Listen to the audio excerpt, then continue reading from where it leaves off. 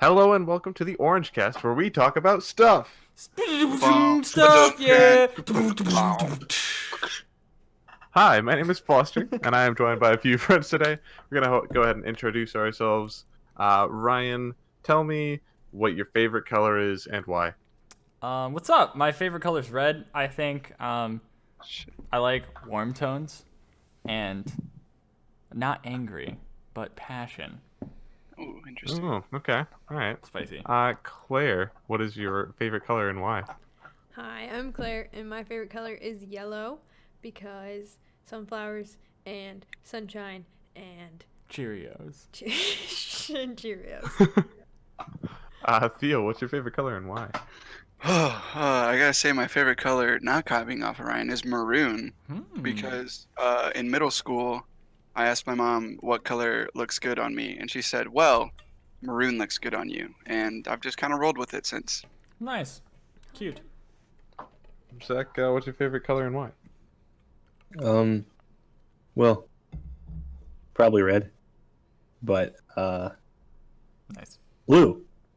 Blue. Okay. Whoa. I do actually really like light blue a lot, kind of Light like a blue. sky or a baby blue. Okay. That's actually like, I think the biggest reason is because I want specifically a Jeep in that color. Okay. So Fair enough. Nice. I want a Jeep. For anyone curious, my favorite color is purple, just because there's not enough of it in nature, and it always feels special when you see it. So. Interesting. I agree with that. You've thought about that before. I like You had a meaning ready, dude. Nice. So today we're gonna move on to our first segment, I should say. Our first segment is cool stuff. In cool stuff, we talk about cool stuff. Yeah. Let's see who's gonna share first. Okay. That's gonna be Theo. Oh, all right.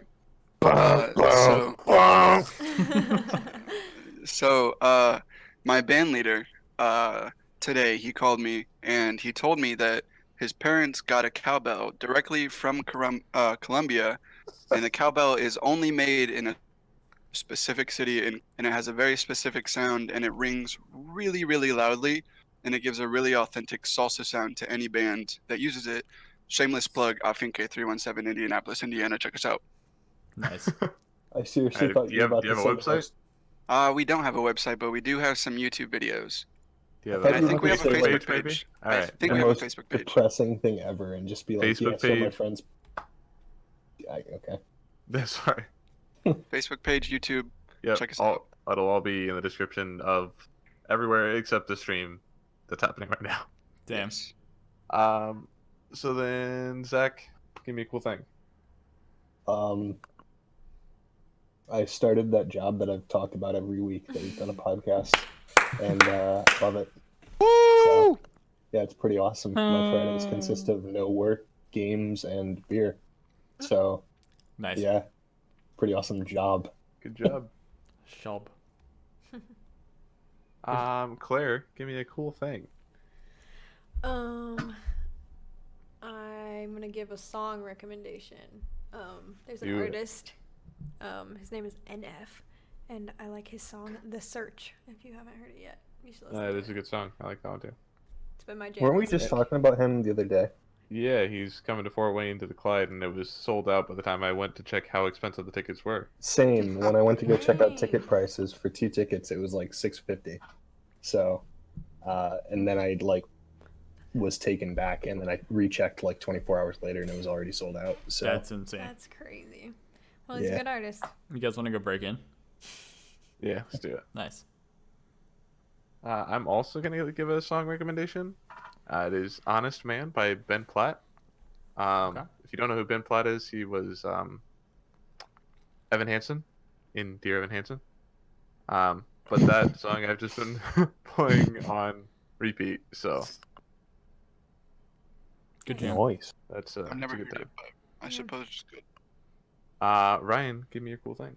Mine is also job related. Actually, I think I have to finish some paperwork up, but I pretty much got a very similar job to Claire, working in like the photo stuff at school. Okay. Both for like video projects, but also like their social media and designing stuff for them, and just doing the regular like upkeep of the basement where everything's at. So I'm kind of excited to have. That's awesome. Yeah. I'm also doing that and shooting for sports, and I work at Roberts, and yeah, that's And school will be starting back up. And yeah. you, I'm and you might be what- joining me on the but- documentary. What Yeah. kind of paperwork do you have left? I think just like I'm already in the system, but I think I just have to like take my driver's license and get scanned or something like that probably. Okay, so it's nothing like do or die. No. It's just Just make it Whenever I filing. do, I can start. Like that's what it is. cool. So that's fun. That's awesome. Yeah. All right, we're going to move on to our first main segment. And to start off with today, we're going to talk about a new technology emerging. It was recently announced that Elon Musk is now backing Neuralink. They had a live stream and they put out a paper about it.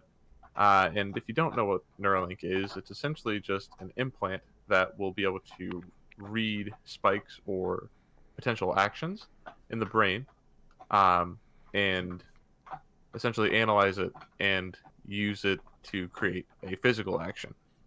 And my question is, do you think this type of tech will be commonplace in the future? Why or why wouldn't you participate in Neuralink? We're going to start this conversation off with Zach Burns. Hit I us. default to Claire. Nope. Okay. So what was your specific question? My specific question is, Like the last do sentence. you think this type of tech will be commonplace in the future, and why or why not would you participate? I absolutely think it'll become commonplace. I think it is probably it's probably one of the newest, best technologies out there. I mean, obviously that'll change in about a year. It's constantly changing, but to me, it's kind of like a cell phone in its early stages. I think it's just a tool that will essentially cybernetically enhance humans and give them the option to always have easy knowledge. Do you think maybe once a few people start doing it, it'll make other people essentially feel like they have to keep up? I think that's possible. I mean, that's kind of what happened with cell phones, to be honest. I mean, now I mean, I personally haven't had a job in the last 2 or 3 jobs. I mean, I've only had like 4, but I think every one of them, but when I worked at the ballpark, they didn't really care. All the other ones, though, it's like right up there with, do you own your own car? Like a lot of places don't want to hire people without a car because that's, it can lead to troubles getting to and from work. Right. And now a lot of people will say like, do you have a cell phone? Yeah, it's so common that it's the norm. It's expected, for better or for worse. But, I also think these will make cell phones obsolete if they become common. I think they absolutely will. They will pose a decent, I don't want to call it a threat, but one thing that happened with like cell phones was how many of us still like do all of our math by hand or by head? Not many. No. Yeah. It's just whip out the calculator that you always have in your pocket. If you need to know something, it's always there. You don't have to store knowledge in your head. You can just look it up in 3 seconds. And I think this would just make that worse. That being said, I don't know that necessarily makes people more dumb, or it makes people more productive. And it allows people more time for like leisurely activities and more time to do fun things because work is more productive and quicker. I think if these became commonplace, it'd be a type of system that we could actually like reduce the amount of time spent working to get the same amount of stuff done. So I think some employers could even, 4-day work weeks, maybe. So I think there's a lot of possibilities here, but I'm going to kind of cut off there so that I know I've said a lot, but I don't want No, to I eat up think literally every single situation. you said a lot of good things. I do want to say that you said it might make phones obsolete. The idea right now is for these devices to kind of wirelessly connect to your phone to go out and do more things. Okay. But it is definitely possible that it could become something like not a phone and more just like a battery in your back pocket. You know, that Right. type of thing. I also want to point out some of the negative potentials of this before I hear from somebody else really quick, such as this could be, intrusive to the brain. This could potentially be hacked to, I don't know, control people. I was in just a way. thinking, what happens if you get a virus? Right. It could, like, we already have issues with privacy policies now with our phone and stuff getting out. If people knew our thoughts and like our habits throughout the day, that could be really bad. That's just a few of them that I could think of. But of course, there are all of the positives that you just said. So I just want to kind of compare and contrast those against each other. Yeah, just as kind of like a half joke, real quick. I think as far as thoughts go, that's one thing, but like people knowing your every move and everything that you do every day, I'm gonna go out on a limb and say people already know that. Like, I'm doubtful. Hey, that's listen, not people already a don't thing. know what I do behind closed doors, except for my FBI man. And he's allowed to. I signed the waiver. Ryan, tell me what you think about this. It's tough, dude. I'm back and forth about a lot of different things. I definitely like understand some of the positives Zach's bringing in, and can't help but like my little like cyberpunk fantasy kid brain is like, dude, that's fucking rad. But I don't.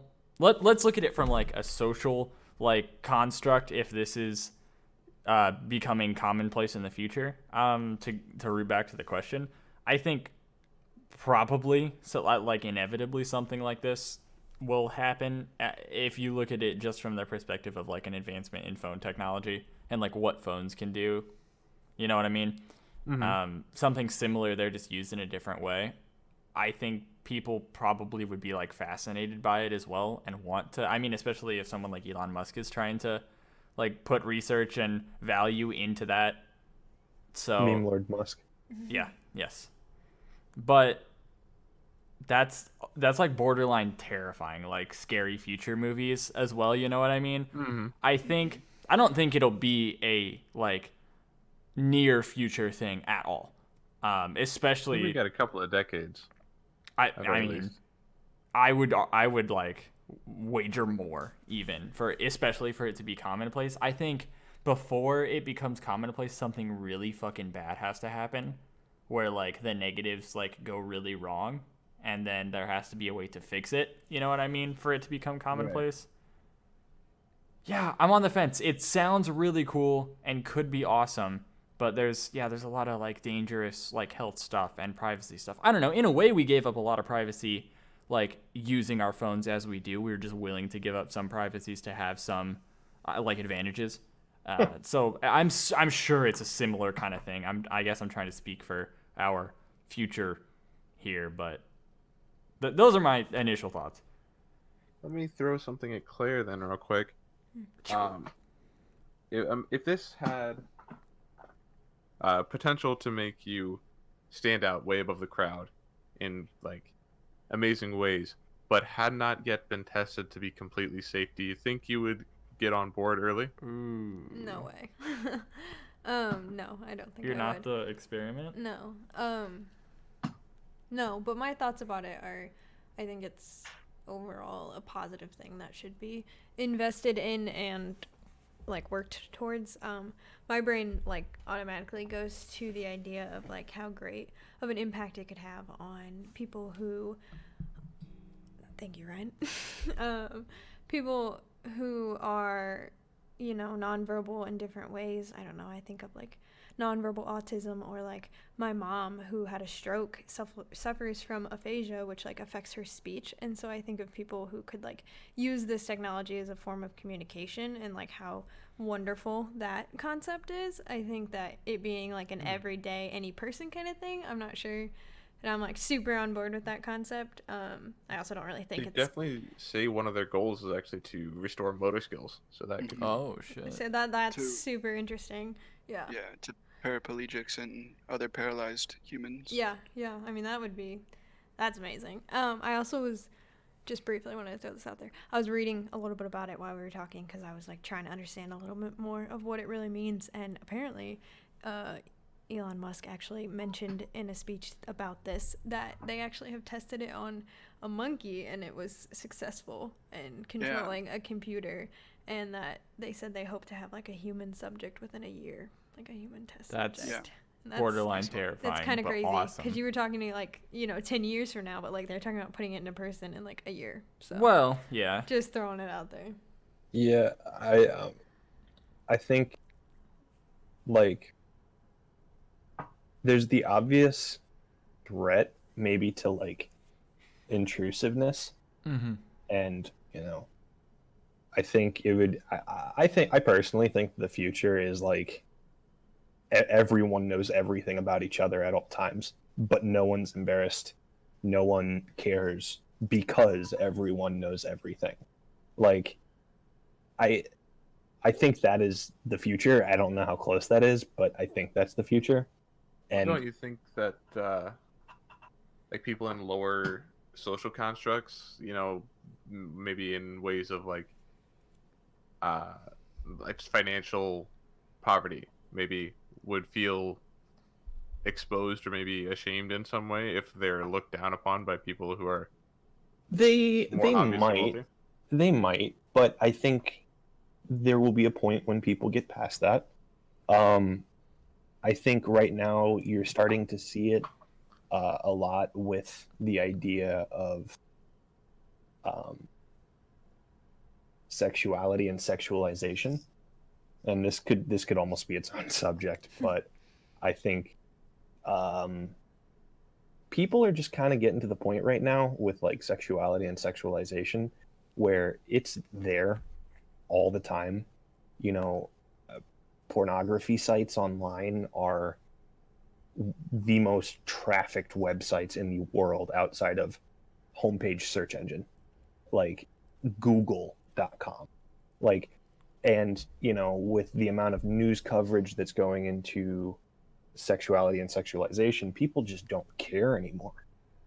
And I think there will be a point, in the next 50 years where an entire generation is going to grow up on this kind of stuff, and people are just going to be like, hey, I'm gay. Okay, I don't mind. Hey, I'm That's hopefully I what we're yeah going towards. But hold on to And this point. I want to kind of divert you back because you're going very close into the second question that we're gonna have. okay, yeah. So- It's just like I think that whatever knowledge you might be embarrassed of, whatever you do in your free time, I think if everyone's suddenly bombarded with what everyone does, no one's going to care. It's kind of like the inverse of the if everyone's special, no one is. If everyone's normal, movie quote. no one's special. Like, no one cares. And so I think everyone knowing everything about each other is the future. I think it's probably the healthiest thing for humanity in the future, because I think a lot of that like embarrassment causes people to do weird and or bad stuff. The fear that comes with some of that embarrassing stuff or private knowledge or secrets, it's like it makes people do weird things. I So think any of you would hop onto this train early? I would. The way I see it, even if it kills me at the age of 30, I'll have a more productive 10 years than 99% of the human population. And if I can do anything for the world, I mean, if you're the cream of the cream of the cream of the crop, you're going to do something good for, either your family or the world. And I'm willing to put a cap on my life for that. Like, it's just, I'm cool with that. You know? Theo, what about you? Well, I never answered the original question, so I'm gonna do that first. Right now, I'm having a lot of trouble understanding what uses this technology will have outside of what it's intended for currently. Because, right now they're developing it for people that are paralyzed so that they can live a normal life. And Mhm. that's a fantastic thing. I 100% support that. But past that, I don't really see, like, I'm having trouble finding situations in my head where this kind of technology will be really useful because what they're trying to do with this is like, control robot arms or just talk easier for people who have, speech disabilities, like Mhm. stuff like that. And so when you say, do you think this will be a thing in the common, a common thing in the future? It's not that I don't see it being a Hmm. common thing. I just don't see the use of it for Well, the general public in the future. so what I imagine happening here is right now they are making it so that yeah, you can interface with a computer and you know manipulate a machine. That being said, though, that's not too far away from interfacing with a computer and just stopping there and just Hmm. being interfaced with that, and then There are being voice able to. recognition cars, you know? I was just gonna say you could drive a car, like Yeah. And chilling. especially with automated cars, you can just get in the car, think it, and the car will start going. But Like, the that's. Go ahead. okay, so I see what you guys are saying with like, the voice automated stuff, but specifically in the situation of cars, technology is already being like stuff is already being developed to make self-driving cars. Hmm. So why on earth would we just, create an extra step when there's not one that's necessary? I Like if think I'm if Because this is a full interface. yeah, but what I just I don't, It is Oh, Siri you voice can. assistants mind controlled for potentially everything in your life. I think the issue is when you said self-driving car. It's no longer a self-driving car if you're still controlling it.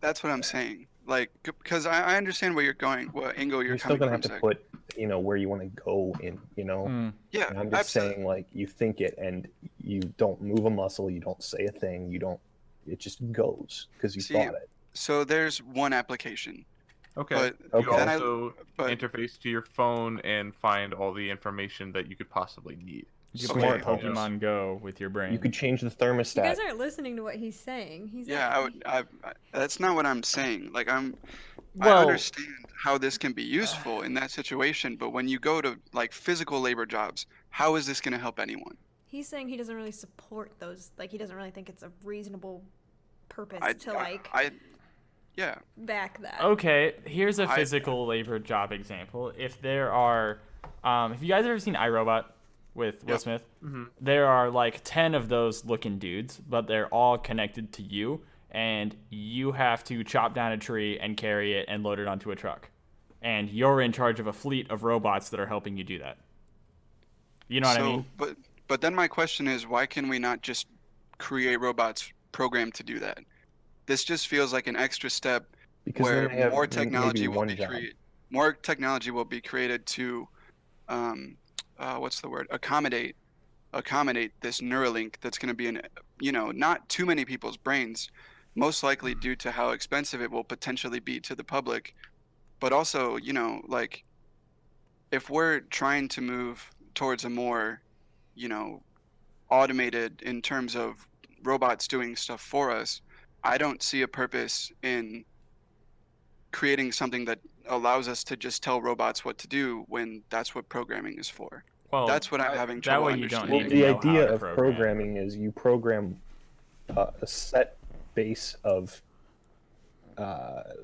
actions or sequences, right? And I think the idea with this is that you can almost in a way immediately write a, an A line of action code, into this hypothetical robot, right? So that say you program a robot to only chop a tree, right? Mhm. That is a tree chopping robot. Hmm. But if you were able to just think that robot, suddenly he's chopping a tree, and the next thing you know, he's doing your dishes, or suddenly the robot's doing your lawn. Like I don't know. Picking up the kids from school. Yeah, I think. Go ahead. I was just gonna say, I think maybe I hear what you're saying now, about the like extra step thing.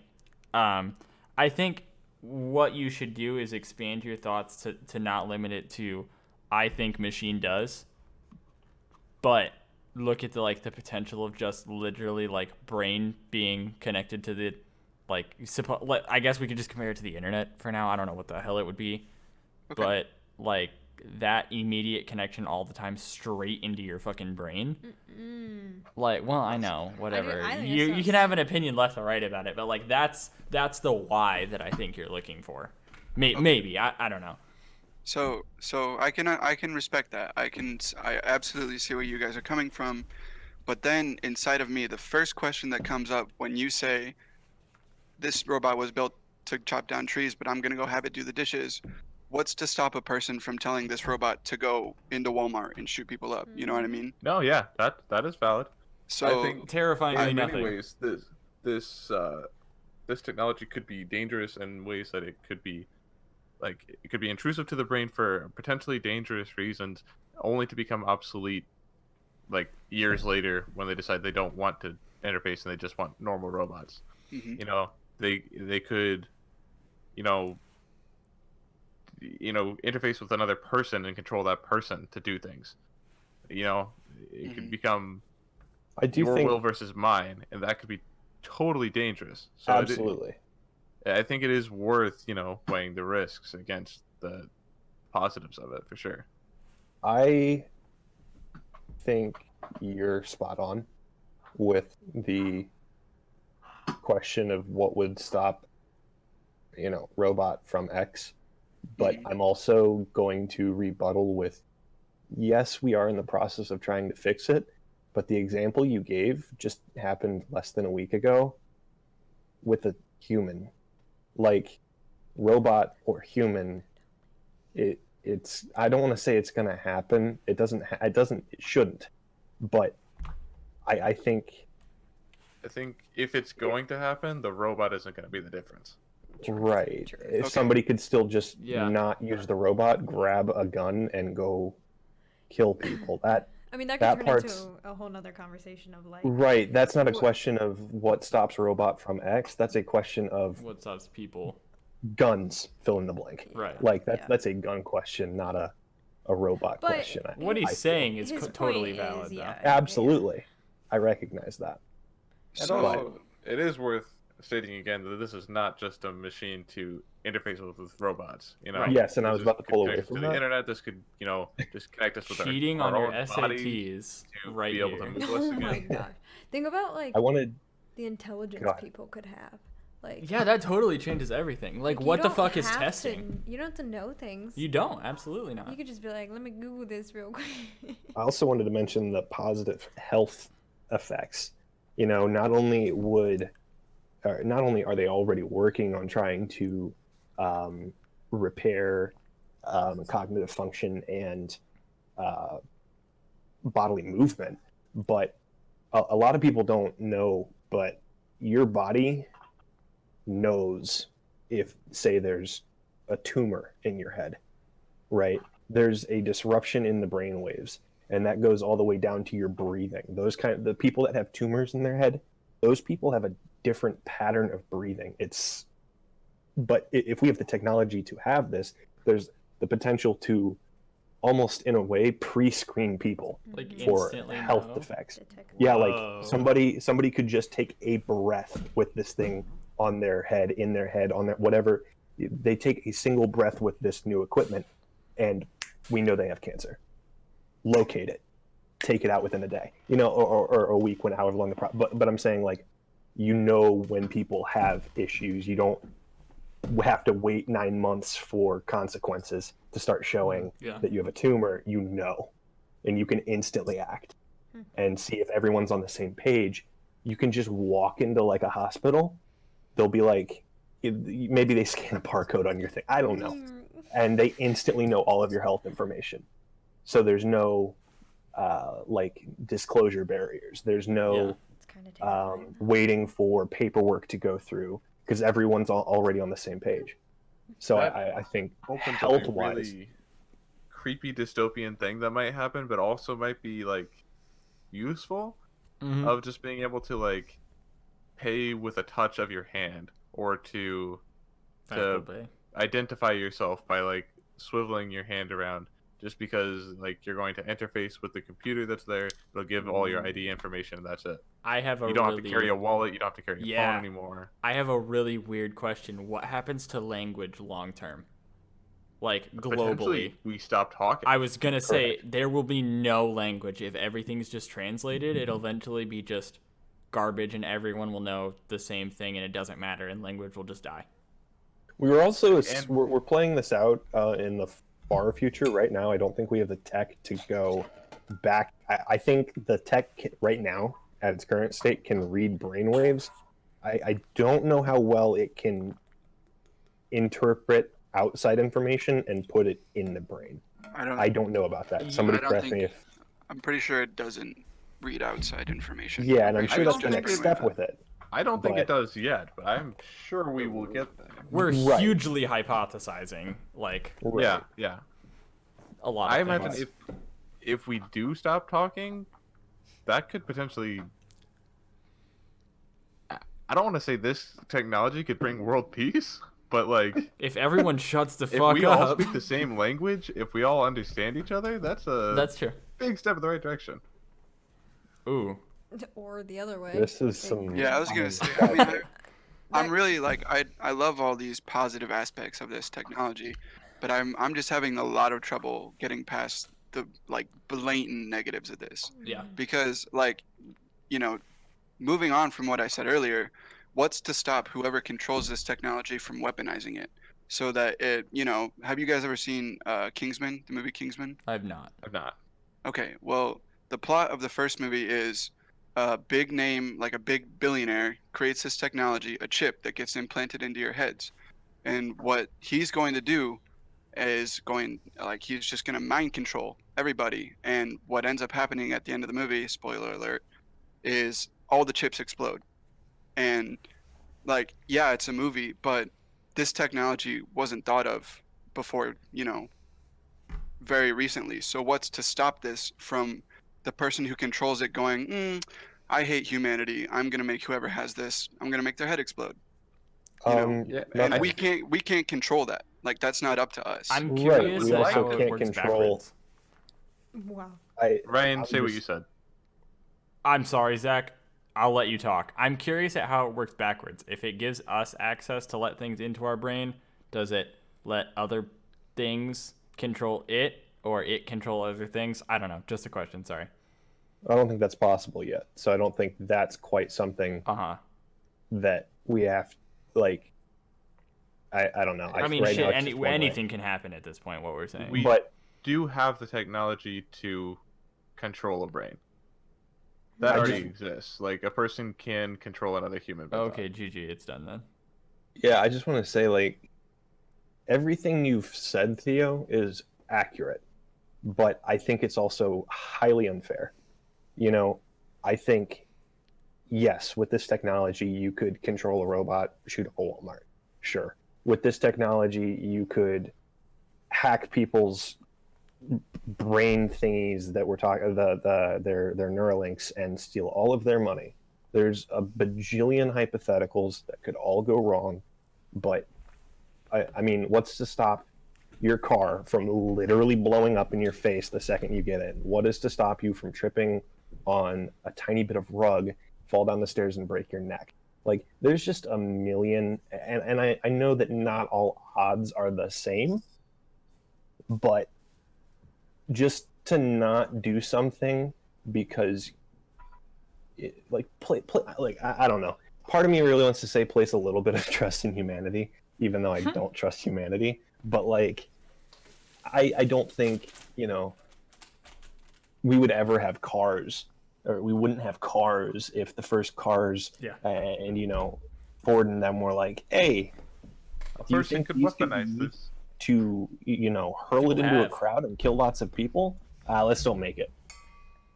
And we're still walking places or using horses or, you know, whatever technology might have sprouted because of no cars. But I'm just saying, like, people didn't stop making airplanes or not make airplanes in the first place because they thought 9/11 was going to happen way in the future. Like, you can't not do something because you're so scared that I think you solve problems by coming into conflict, and nothing's ever going to be solved outright without conflict. I think that's true too. I just don't think you can say, oh well, there's one possible thing that could go wrong to even 100,000. It's just, I think if you have the chance to improve people's lives, why not go for it? Okay, I'm gonna disagree with you right here. Hit us. So, yes, people created cars and airplanes not expecting for those things, you know, 9/11, people running cars into other people. They didn't create them, you know, or, you know, however you phrase that. I'm sorry, I can't remember how you phrase it perfectly. But, You'd know exactly how I phrased it if we had Neuralink. okay, see, but my problem here is that there's no reason why we shouldn't consider the bad possibilities of things going wrong. Well, sure, and No, you try no. and solve them. You Yeah. absolutely should, but But my personal problem is that when you say, you know, you can't be too scared to try something new, my thought process is if something does happen where robots, you know, people tell robots to go do something and that isn't addressed, you know, then there's my problem with whatever technology it is. If it's something implanted in my brain or something that I hold, you know, like we Correct. can't You just take precautions. yeah, but there needs to be like a safeguard or a failsafe in it so that it, like, if something starts to tamper with it, it'll shut off, or and there also needs to be like background checks for people to Yeah, get. homie, Yeah, I was you're just- acting like stakes in the U.S. don't go through more testing than I did to get into college. I'm pretty sure it's going to take a lot of testing and a lot of fail safes and stuff to get this anywhere near the market. Well, We're I just, think I'm saying that by the time I think this is commonplace, that stuff will be addressed. You know, I guess I think you guys are just like approaching it from different perspectives. Theo's just thinking about the fact that like there should be I was something thinking in much more place. practical. Well, I think he's just Oh, absolutely. think that there should be something in place to decide who does have access to this technology, because obviously like they can't just hand it out to anybody and everyone that wants it, because that's where bad things are going to Well, happen. then you run into like privileged class. And No, I think it would be like I don't know. Well, Maybe it would have to be like a diagnosable thing. Like it would That's have what I'm to be a saying, yeah. prescribed thing that's given to somebody for Mhm. like a it particular sounds reason. like it don't could also be necessarily- like walk into Verizon and get one of these hooked up. So there's Yeah, some Well, middle I ground think- there. Okay, fair. I just think like what Theo's saying is if anyone has access to it, you have to admit that there's danger that comes with that. Absolutely, yeah. That is true, but imagine like you can walk into a Walmart right now and buy a laptop, and that laptop can then be used to shut down traffic lights and cause crashes if you wanted to. You know, there's always going to be the possibility with Right. pretty much anything. You I could mean, fair. go buy a pair of scissors and go stab someone, but that doesn't mean that we shouldn't have this technology. You know, I think, Fair. ironically enough, if Neuralink was a thing and you're able to read brainwaves, there's actually a very high chance that you'd be able to read out who would be able to use it well, who would be a higher threat, who's lying or not in testing. Like I almost think with the production of this that has a higher possibility of being misused, you have a higher chance of getting it to the people that would use it correctly. You know? That I scares think that me. is strangely true. That Yeah. scares me for who's in charge, because what do? You just get a bad reading, like an FBI agent reading your Facebook messages and sees the bomb emoji, and he hears that you had a bad thought and fucking fries your chip and you die. Like who gets to Ugh. determine what's bad, and you know? that's I my, would like yeah, to think it's my that concern. eventually, before it gets to the public, they will have stopped this thing from having any way of being fried remotely. I mean, you would think, but I think the early testers definitely have that danger. yeah. Absolutely. We've been talking about this a while. Oh yeah, it's very interesting. All is I hypothetical, think and there's we're also the terribly possibility undereducated. that But if somebody around the world hates you and wants to blow up your chip, you'd know that they hate you and want to blow up your chip. I So- mean, Right before it happens. Right? what happens if I just- your shit gets shut down and your life depends on it functioning? Like, do you just go brain dead? That's my other. I grab a So- scalpel many and take If it your out. life depends on it Hypotheticals. functioning, you're okay. Let me be a little bit more PC about this. You know, in Spider-Man: Homecoming, he says, "You nothing without the suit, you don't deserve it." Yeah. Yep. Well, I understand. I'm just saying. yeah, but If that it's so being said- commonplace, everybody has it, and it somehow like, the lights go out Bless you. because lightning strikes a telephone pole, does like half our disabled population just like lose Oh my their gosh. There's no answer. ability to there? live. I mean, there's never an answer. If we had Neuralink, we might be able to figure out these problems. Maybe when you figure out these. Gosh. I feel like we're just See- running in circles. It could be, however, At this in a point, way, it's just though, a the meme. advancement that pushes humanity astronomically forward technology-wise, Yeah. If we perfected this one, then we will have the intelligence to get to the other side of the universe with fucking light speed, because we just can't. We'd be one big hive mind, and that scares me and also really entices me. Yeah. Because, like I said, when everyone's normal, no one's special. So you wouldn't have outcasts, or to the same degree. You wouldn't have people keeping secrets. If Donald Trump colluded with Russia, we'd know. Well, If even if I knew so-and-so- everybody's You would thoughts. think if someone's dog did poop in your yard, you'd know. Like, that dog has a Neuralink. can you imagine?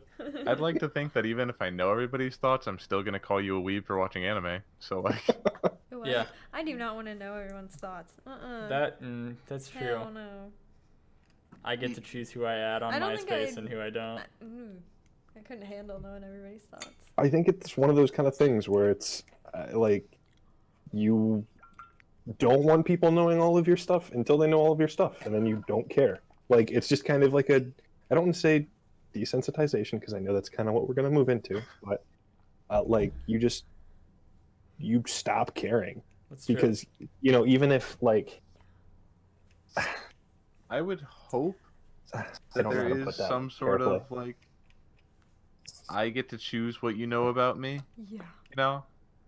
but I'll like, if I do the avatar hair tangling with you, then now you know everything.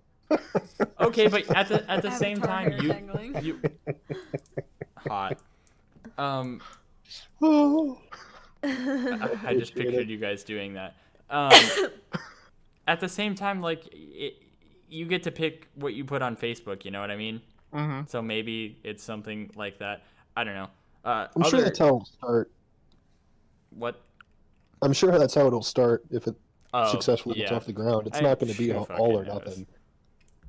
Off Yeah. the get-go. We're hypothesizing all this crazy like Yeah. positive stuff and crazy negative stuff, and it's probably just going to be a bunch of people using it to share vines and do math quickly, and we're all going to be even more fucking stupid. And Or it might just turn out to be a tech like jetpacks. Like, those exist and can be easily made. But the government's like, nah, y'all are idiots. We're not giving these out. imagine if there were like Right? jetpacks, like rentable So- jetpacks, like those But- fucking scooters. It's just Just Anyway, those are our thoughts Alright. on that thing. Are we gonna do a round of final Yeah. thoughts? Yeah. Let's start with Claire. Claire, you get one sentence to tell me what you think about this. Okay. Make it a very, very compounded sentence. Like uh-huh. this, and this, and Comma. comma. I was thinking the same Semicolon. thing. Okay. Overall, I think that I am. I don't know. I guess I'd say like supportive of the technology in the sense of I think it could have some really positive impacts on some people. I think it needs to be controlled, and I personally don't think I would partake in it. So Solid. I guess that's it. That was 2 sentences. Sorry. Ryan. You Come failed. on. Okay. I think it Assuming could be that you have rad. one breath. There you go. Ooh, okay. I think it could be rad, especially for the people who really fucking need it, but it could go bad, so it would need to go through a lot of testing. I don't want to do it. I need other people to fuck it up first before I feel safe. Period. Period. I still have a little bit to go. Theo, I guess it's one breath now. Give us a I'm not gonna do what Ryan just did. Theo's just like, no. I don't really see a place for this technology where we are right now outside of its intended purpose, which is to help disabled individuals function and live a normal life. And I don't think I would partake in this technology ever, probably. So, Retweet. Zach? I'd hop on it in a minute. I love the idea. And just about everything it comes with. So I have enough faith. Zach just wants to be the subject of a new anime. Shut up. I'll say I would also hop on. I think that if it can make me stand out in a crowd, then that's kind of what I'm looking for. I think they have good potential for the tech, and it could also be really bad, but I'm trusting humanity for a second here. Where has that gotten you so far? Not anywhere positive, boys. All right. We're going to move on to fact time. And in fact time, we all share a fun fact. We're going to start right now with Ryan. What's your fun fact? Okay.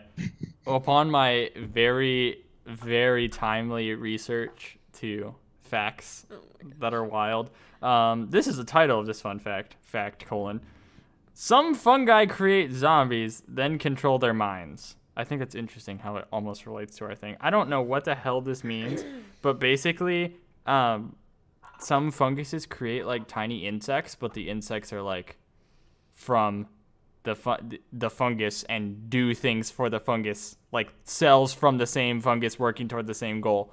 I'm so sorry. I've heard about that before. I don't know much about it. I read but this yeah, one last time, so that's why I was very intrigued.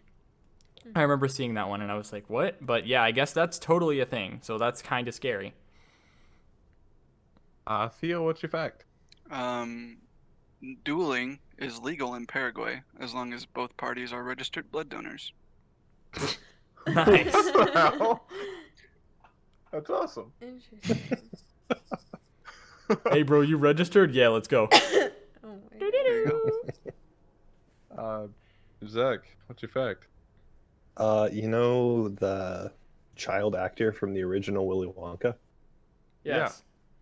Immediately after that movie, he basically ditched Hollywood and went and became a veterinarian that almost Hey, good for exclusively him. works with horses and cows. I just Good think for it's a really hard shift. That dude owned a factory, man.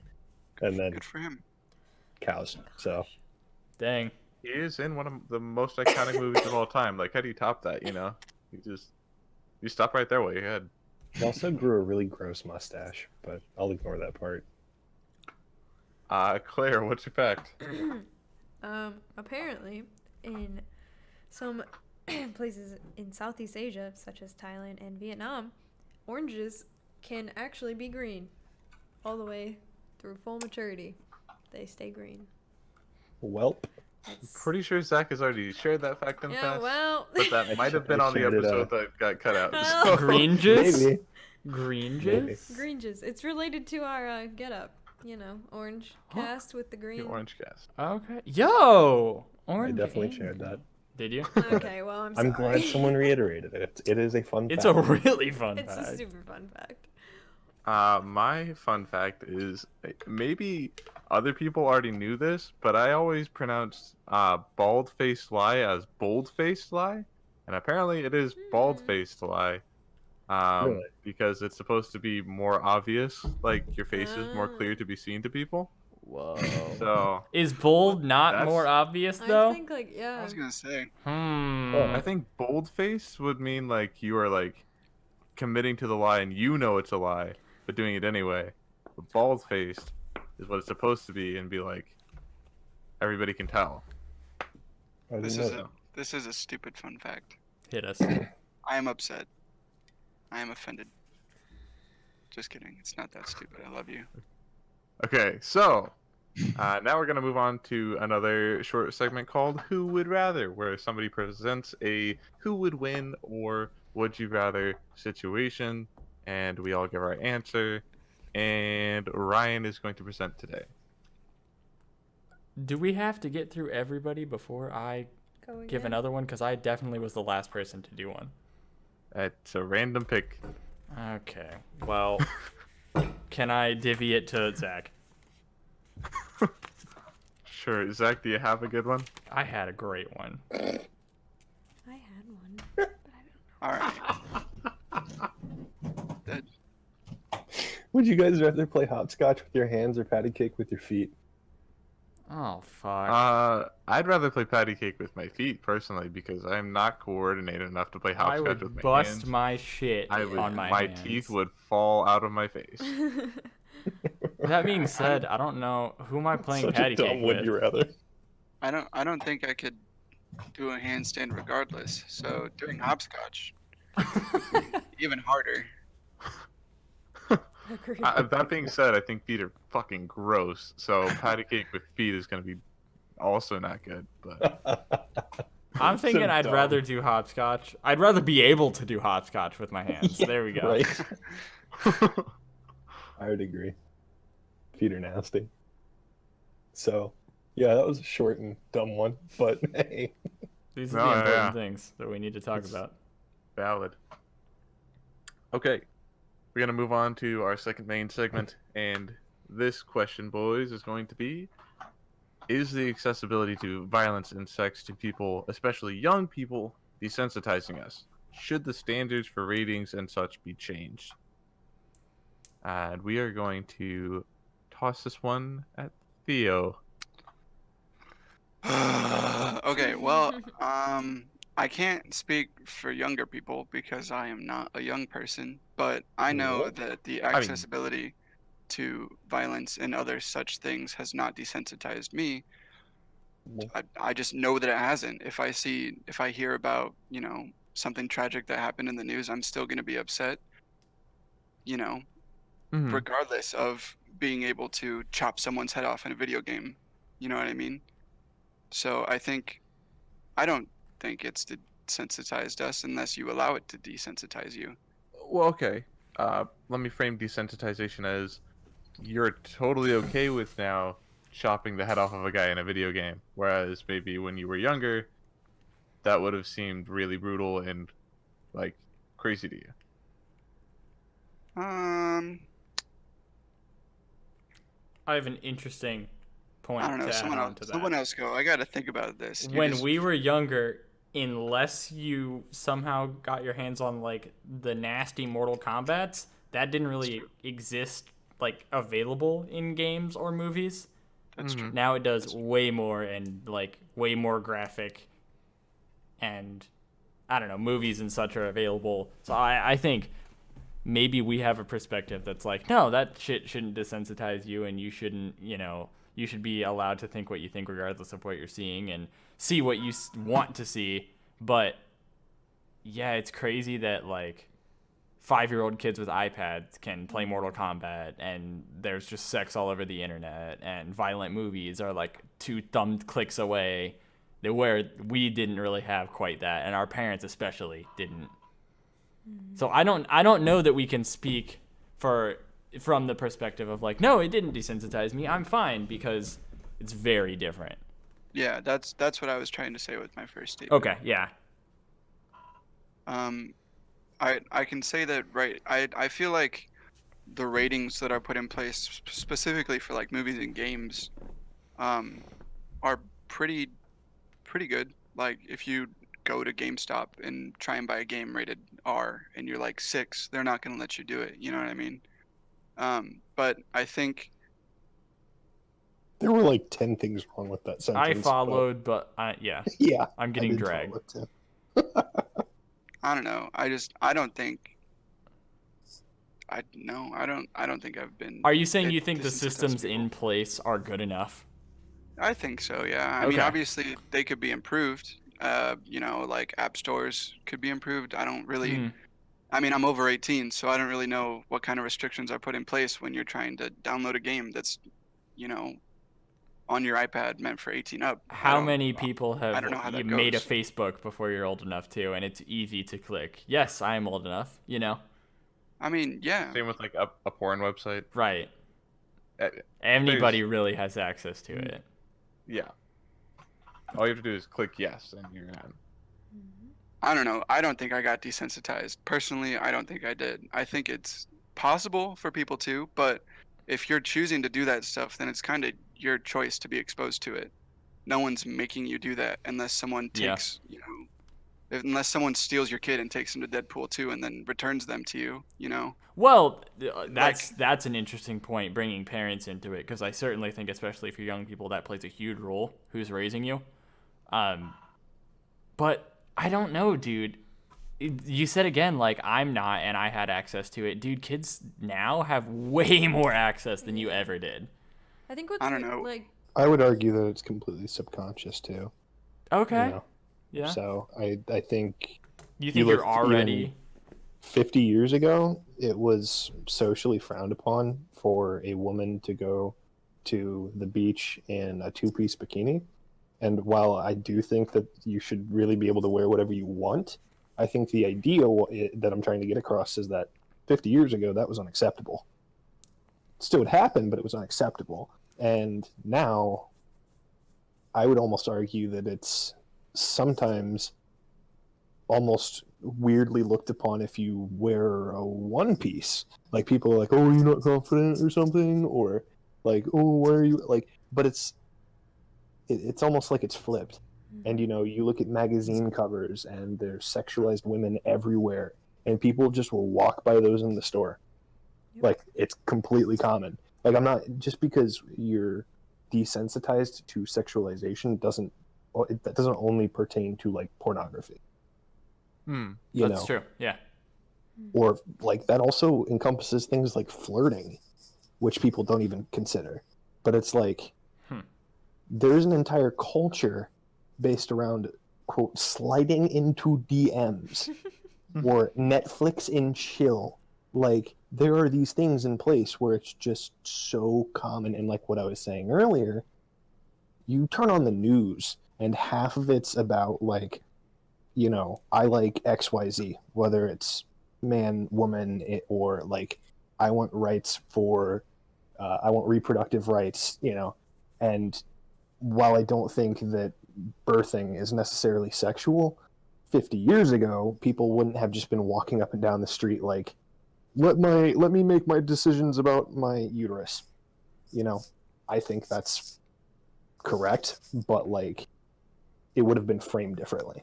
So are you So thinking we are desensitized, but it's not necessarily absolutely, a bad thing? I don't think it's necessarily a bad thing. Okay. I think it goes back to I my think I'm thing with you there. earlier where it's like, you know, I don't think privacy is all it's chalked up to be.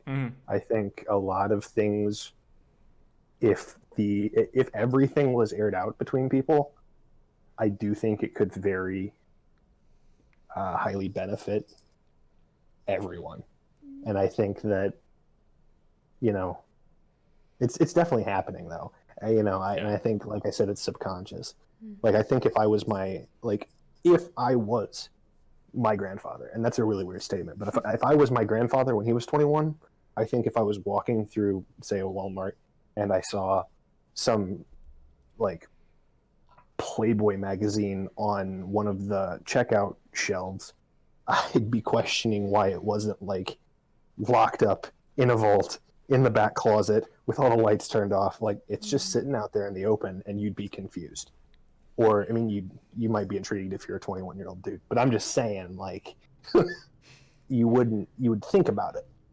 I think Now you don't think about it. Yeah. Like kind of going off of what you're saying is like something that's like really serious about this topic is like the difference in generations and how like the parents right now with these young kids didn't grow up where maybe that was the normal. I mean, like think about our parents and what they grew up in versus what we grew up in, and it's just continuing to get more and more. Like Ryan was saying, like these 5 and 6-year-old little kids have more access to things than we could have ever even imagined when we were that age, and we had more access to things than our parents ever did. So I feel like there's, and you're saying it's becoming this like more common thing, and like it's desensitizing us without us even really realizing it. And I think that's something that needs to be like acknowledged, because that's super freaking dangerous, if you ask me, that these kids are seeing these things become normalized at such a young age. Like, and the fact that they have this like easy access to things, like I think that's something that should be taken really serious, and I think it's something that we need to take responsibility for, because those kids can't take responsibility for it. They're not old enough to be responsible for those actions, and I think it's our job, and I mean obviously their parents' job, but like current generation's job to find a way to stop that from happening, you know? And I just had that kind of happen today. Like my grandparents came over for lunch. My sister was in shorts, and I'm going to be honest, it's kind of weird to think about it like that because it's my sister. But even my parents were chill with her wearing what she was wearing. I think they were perfectly acceptable shorts, but they were like above her knees. Mm-hmm. And so my grandfather was like, "Oh wow, those are really short shorts," and he was like, like slightly offended. And it's like, I don't even think about it. My parents might have, but they didn't say anything. My grandfather thought about it and said something. And that's kind of, it perfectly represents the generational shifts there. So, you know. When I was growing up, probably until I was like 12, I was sheltered incredibly hard. Like, and I can only imagine how my older siblings were, because it's different now. Like, I was not allowed to play Pokemon because it was demonic. I was not allowed to read Harry Potter because it was witchcraft. Pastor's kid, by the way, for the audience. Yeah. Good old PK. But yeah. So like, to me, as a young person, there was all of this stuff was like, you know, that's bad stuff.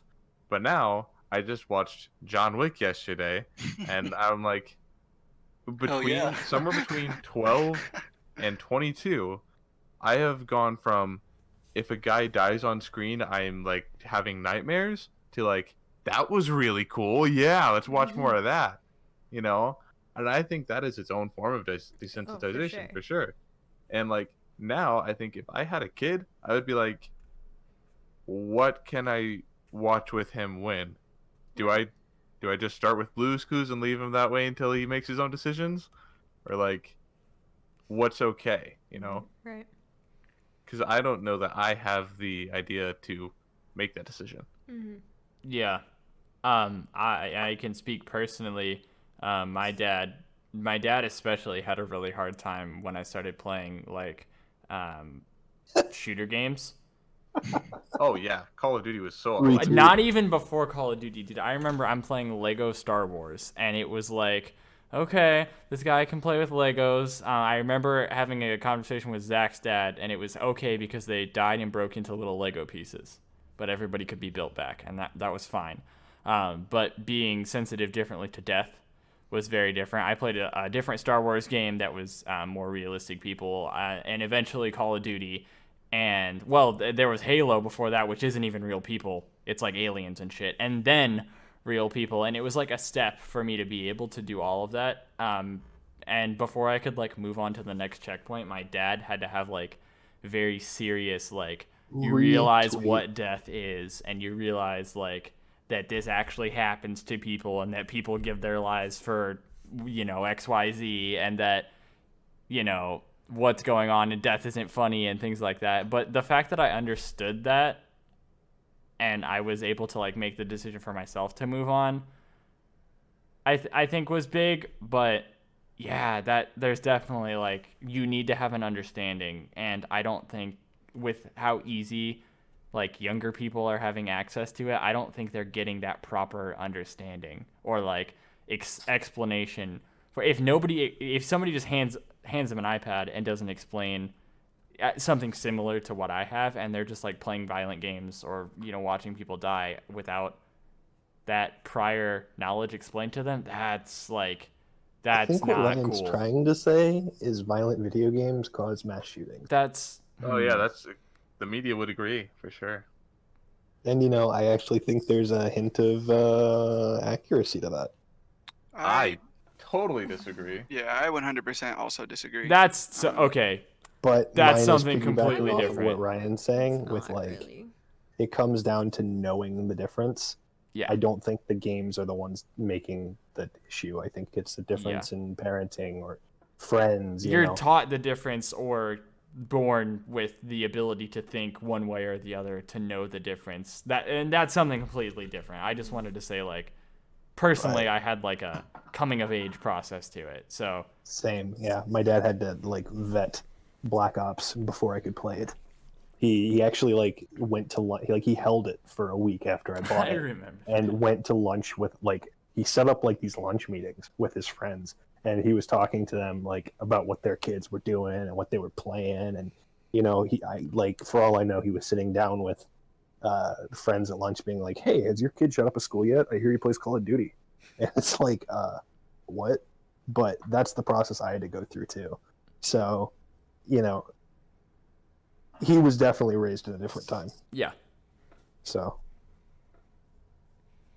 I think we should address like standards for children now. Are they okay as they are? Should we like change ESRB ratings? Should we change movie ratings, the standards for those? Like, because at PG-13, a 5-year-old can still walk into that movie. There's nothing stopping him legally from walking into that movie. It is recommended that you have a parent until you're 13. Like, is that okay? Somebody else want to jump in? I will if somebody wants to. I just want to take a positive look before we do that. Yeah, that's absolutely true. And personally, I think kind of fucked up sometimes, but like, I don't know. It's tough because like I think there should be, but there's never like you can't legally just demand that. You know what I mean? For a lot of different things. Not that specifically, but I think we should highlight some of the positives. I think there are really good like avenues for kids to use the technology that they have in a good way, like the kids' Netflix profiles and like the children's YouTube and like web safety settings that parents can enable, and like there are steps in place to help make that easier. Right. You know what I mean? And I think like very well constructed, or the intent is like very good for all of these things. I don't think they're perfect by any means, but I think people are already kind of putting these things into consideration and trying to move where it should be, but it's not perfect. I definitely think there is the potential for it to be better. Yeah, absolutely. I know that I went through. Oh wait, Theo, were you about to go? Kinda. I'm not. Go for it. I support you. Thank you. It's hard for me because like, I'm not calling my dad a bad dad, but like I was playing Mortal Kombat when I was like 11 years old, and you look at me now. I mean, I wouldn't say I'm a spitting image of a perfect human being, but like I know not to do fucked up stuff, and so I think, more so than having the accessibility to all these things, it comes down to the style of parenting that's put over these things, because yes, my little brother can go walk into a PG-13 movie that's might not be good. He has access to a bunch of stuff, but I know that my mom and his dad have talked to him and been like, hey, don't abuse this. If you will, we're going to take this away from you and you have to deal with that.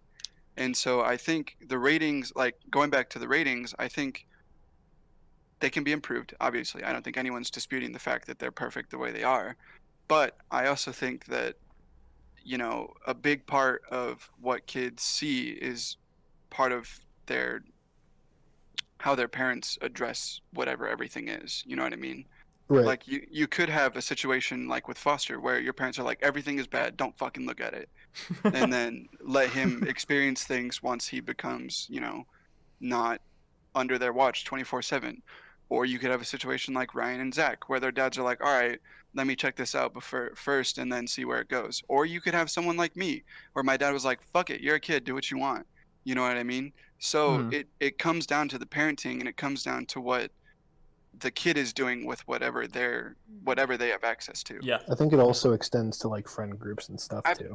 What Yeah, you're saying. that's what So I'm saying. Like, absolutely, yeah, yeah. a lot of It's just environment.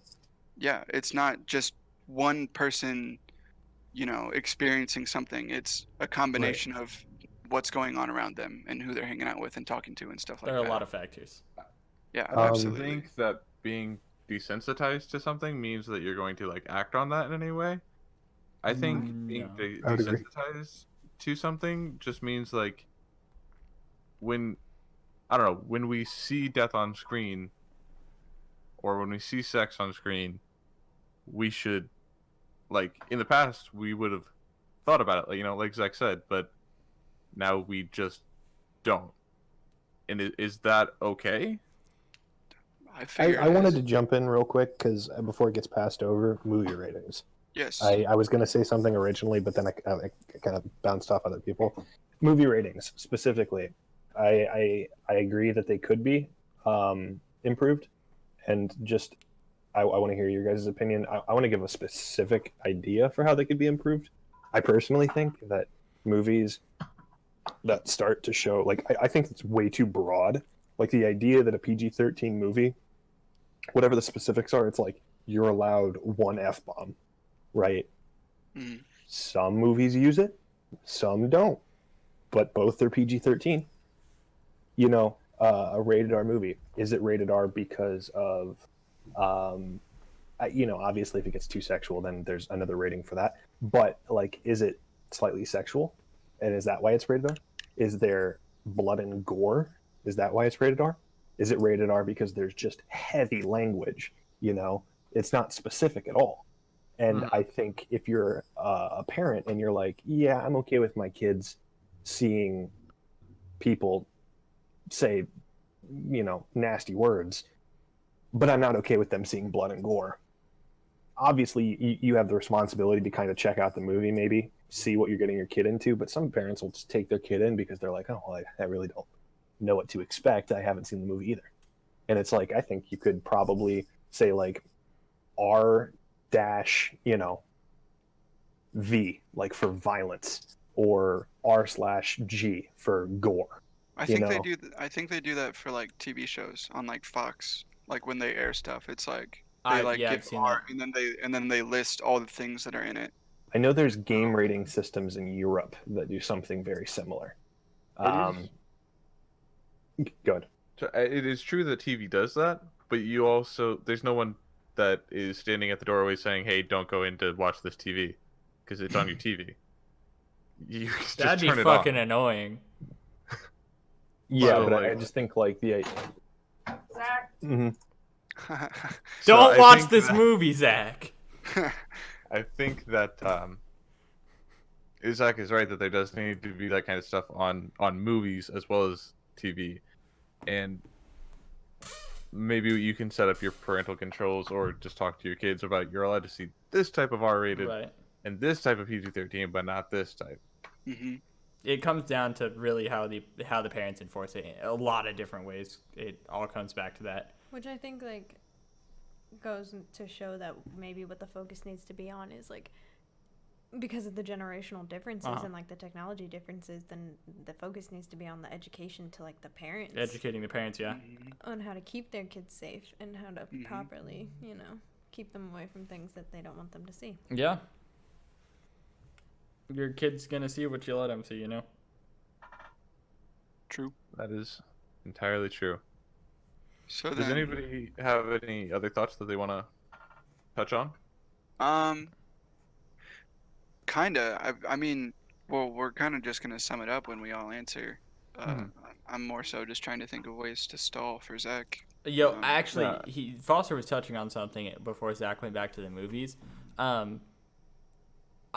We're definitely becoming more desensitized with all this stuff. I don't know that it's entirely a horrible thing. And let me explain my initial thoughts behind that. somebody was talking about like seeing magazines with whatever on the cover and seeing scenes in movies that you know our grandparents would think about and be concerned about, but we see in a very different way. And I think because we're being, if we're still using desensitized as the quote, or as the word, I'm quoting it. I don't know if that's what I'm trying to say here, but if we're seeing it regularly, I think it allows us to think about it more objectively than react emotionally. You know what I mean? Like Yes, if our absolutely. grandparents are watching a love story that's like really there's a depth in story and there's so much going on and it's like a really good, you know, it's really well written and beautifully acted, but there's sex in it, so they hate it. You know what I mean? Mm-hmm. I think it definitely maybe the foil to desensitization could be that we are now more in touch with our emotions and Yeah. our logic because of it. Yeah. Mm-hmm. Because we're not thinking so much about like, you know, when I watched Endgame, which is one of my favorite movies of all time, Best you know, romance. I the first time I saw it, you know, I was just like raw emotional, cheering in the theater with all the people around me, and you know that was like super exciting. But then when I went back and saw it the next time, I watched it again, you know, now quote unquote desensitized to it because I knew it was going to happen, and I was able to really pick it apart logically and think about how do I actually feel about this, you know. Yeah. So I think there's a point to be made there for sure. I'm not saying like show your kids violence and sex, but I think because we're older and understand, you know, like I said with all the video game stuff, like understand the value of a life and the importance of romantic relationships and like social expectations and what, you know, what not to run around naked in and all of that stuff. I think we are allowed to think of things more logically because we're not so emotionally distracted. Like we're not so emotionally in awe by seeing them.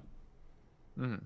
And I think part of that also is that like especially with the generational gap, intergenerational, whatever, Intergalactic. grandparent, yeah, you get it, grandparents versus me and you, I think one of the main differences of why our times are so different is because people just didn't talk about stuff like that. Like the reason that Mm-hmm.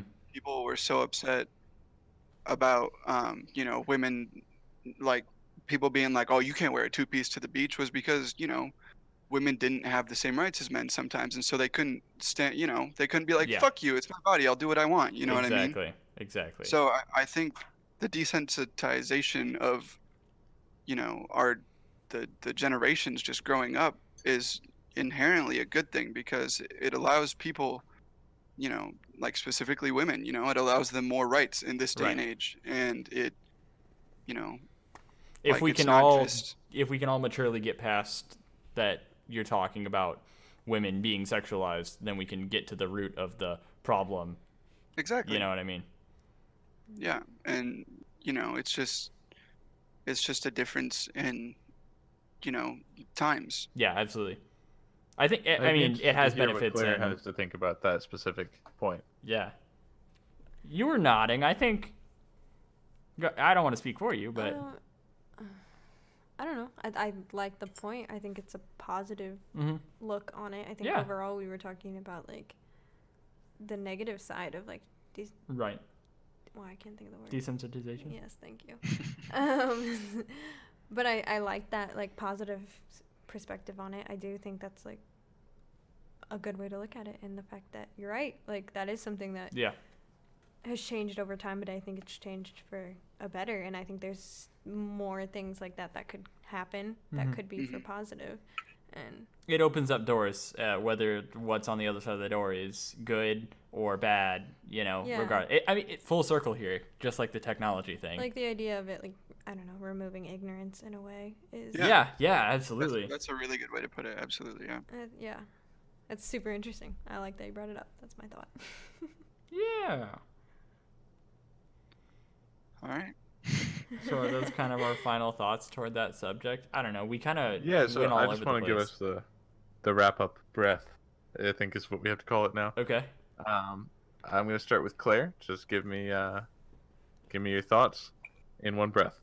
Could you restate the question again? Okay. Yeah. The original question was, is the accessibility to violence and sex to people, especially young people, desensitizing us, and should the standards for ratings and such be changed? But you can sum up your thoughts on the conversation we had. If Okay, that's what you cool. Yes. Okay. I'm gonna say overall, I think that, gosh, how do I say this? I think the important thing to focus on is like the education of, I don't know, parents and people in charge of like the children and young generations, and focus our energy on making sure that they aren't being exposed to bad things too early, but also, like Theo just kind of threw me for a loop with the point of like maybe there's positive change that comes out of this, and I don't know. I think that's an interesting way to look at it, and maybe there are pros that can come out of this situation. So Everything you just said was perfectly valid. I heard like 5 breaths right there, though. sorry. You Ryan, cut from the team. what you got? I think to objectively answer the question, we absolutely are being desensitized by the accessibility to sex and violence, and it is having a lasting impact on our younger folk. I think, however, it doesn't always have to be a bad thing. I think factually it's happening. It's just happening, whether we like it or not. What we choose to do with the doors that are being opened is entirely up to parenting and socially how we deal with things. I think there are a lot of good that can come out of it, but we got to be careful of the bad. Whatever. All right, fair enough. Theo, what do you got? I think everyone's being desensitized to things, but as long as we don't let it turn into a negative situation, then it'll be fine. Yeah. Nice. Yeah, fair enough. Zach. I think it's definitely happening. I think it's probably for the better. I think keep the negatives in check and praise the positives when they happen. Kind of like the a lot of the women's rights stuff that's happening right now. Yep.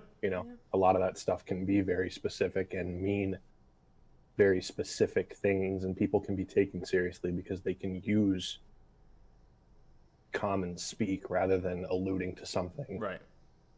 that doesn't quite make sense, kind of seems hidden behind something. So check the negatives, praise the positives. I'm going to say I was personally convinced that desensitization can be a good thing today. I had no even thought of that coming into this. I do still think, however, that like movies and TVs need to have new forms of censorship. Not censorship, but just new forms of ratings and stuff so that it can be controlled a little better. Agreed. Just worried about the kids is all, but yeah. All right. It's harder to set up a Pornhub account than saying yes. Yeah. It's harder to set up a Facebook account. It is. Fact. All right. This has been the OrangeCast. I failed at that a couple times. This has been the OrangeCast. Another episode of this up next week. Be sure to check it out. Remember to like, subscribe, all that stuff. We'll see you in the next one. Peace out. Later. Yeah, song goes the beginning.